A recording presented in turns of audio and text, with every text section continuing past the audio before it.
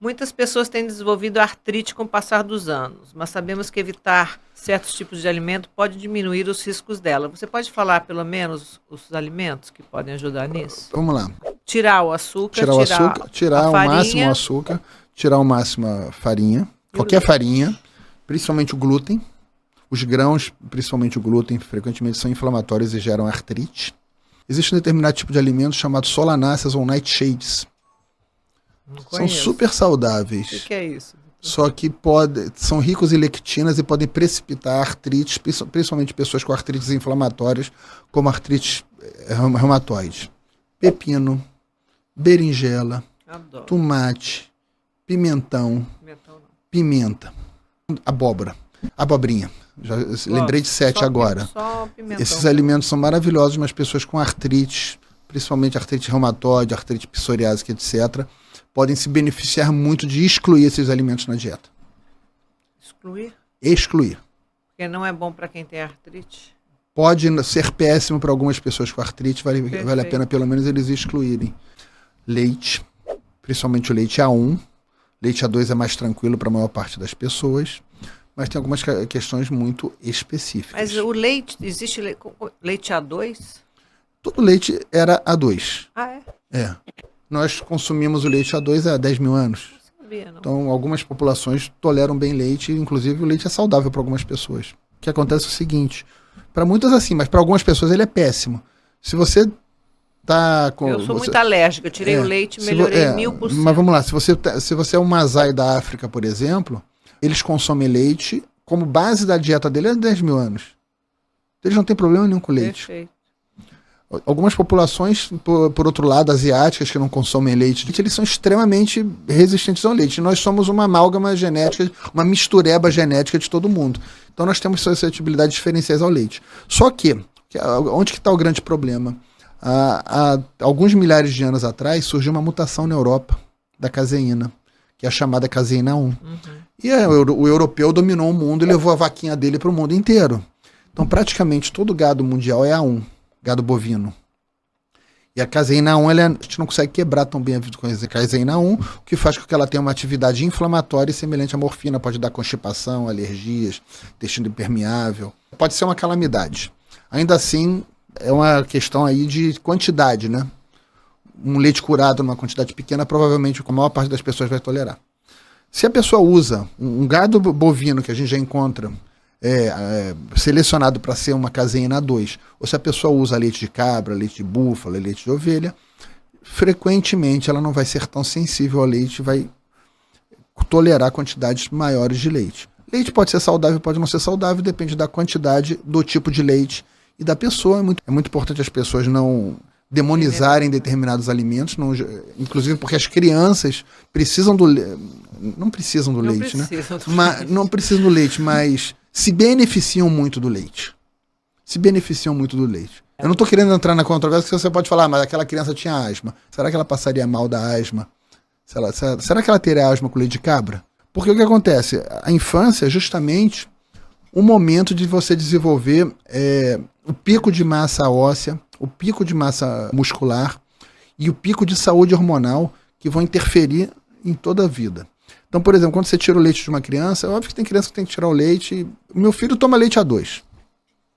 Mas vamos lá, quando você tira o leite, começa a ficar difícil você chegar naquela quantidade de proteína, de gordura, de nutrientes, fazer a reserva de vitamina B12. O leite traz tudo isso. E uma pessoa, geralmente uma criança que não tem uma nutrição muito superlativa nessa fase, até os 20 anos, ela provavelmente vai ter sarcopenia, que é a perda muscular progressiva, ela vai ter osteopenia. Ou seja, eu acho que essas coisas têm que ser vistas um pouco sem extremismos, perfeito. Né? Tá? Muitas pessoas ainda insistem em utilizar óleo de canola, que minha mãe Cecília usa isso, né? Que ela usa esse óleo no preparo dos alimentos, acreditando ser menos prejudicial que os óleos comuns. Qual o perigo da ingestão a longo prazo? Vamos lá, óleo de canola, óleo de soja, isso. Eles têm as mesmas óleo gorduras. Lisa, eu lembro muito isso. da minha infância comprando óleo Eles lisa. têm gorduras muito parecidas com a gordura da amêndoa, da noz, da castanha. Aí as pessoas podem se perguntar, se eles têm a mesma gordura da castanha, da amêndoa, por que a castanha faz bem E por que esses óleos fazem mal? Será que eles fazem mal mesmo? Mas o que acontece é o seguinte, quando você pega lá o azeite de dendê, ou quando você pega a castanha, a amêndoa, ele tem esses óleos. Só que elas são riquíssimas em vitamina E e em outros antioxidantes, justamente para não deixar esses óleos oxidarem. Perfeito. Quando você refina esses óleos, eles não têm mais antioxidantes. Alguns deles, como o óleo de girassol, são ainda piores, porque ainda tem uma proporção muito mais alta de ômega 6.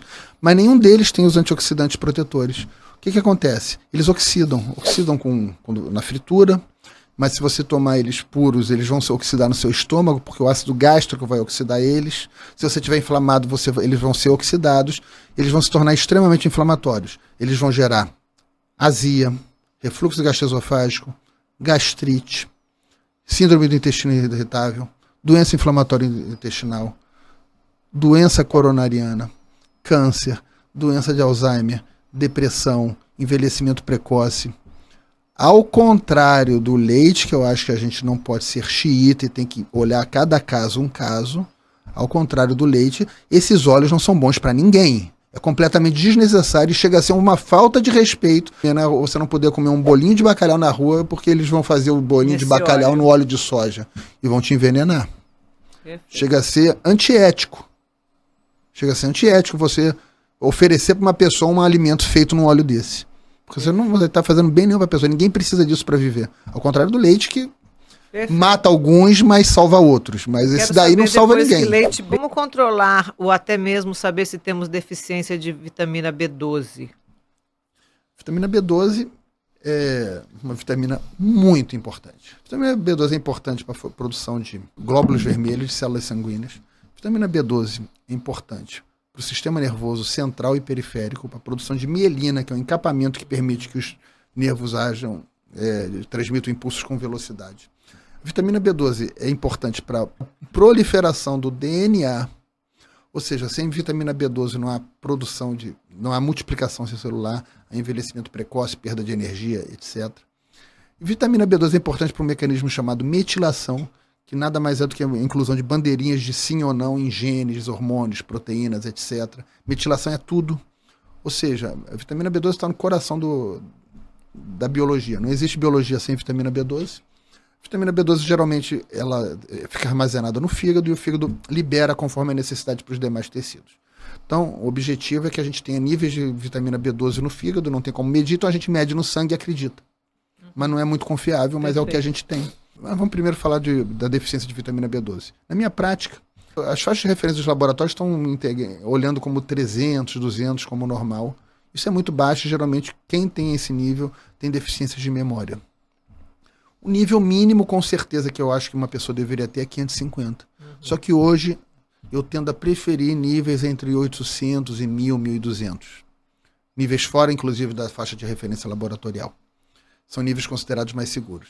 Algumas pessoas, ainda com esses níveis, têm deficiência de vitamina B12, justamente porque a B12 está lá no plasma, mas não está na célula, não está funcionando. Para isso, a gente usa a dosagem de um metabólito chamado ácido metilmalônico. Se ele estiver elevado, a gente tem certeza que tem deficiência de vitamina B12, ainda que ela esteja 900 no exame de sangue. Algumas formas de você suspeitar de deficiência de vitamina B12 é o padrão de dieta, a idade, que geralmente a vitamina B12 a deficiência surge depois dos 40 anos, e determinados sintomas. Anemia, pode ter anemia megaloblástica, que é uma anemia com hemácias grandes, né? No exame de sangue a pessoa vai ver o volume corpuscular médio VCM elevado, em torno de 100 para cima. E sintomas neurológicos, né? São esses formigamentos, perda de memória, diversos sintomas neurológicos inespecíficos e fadiga.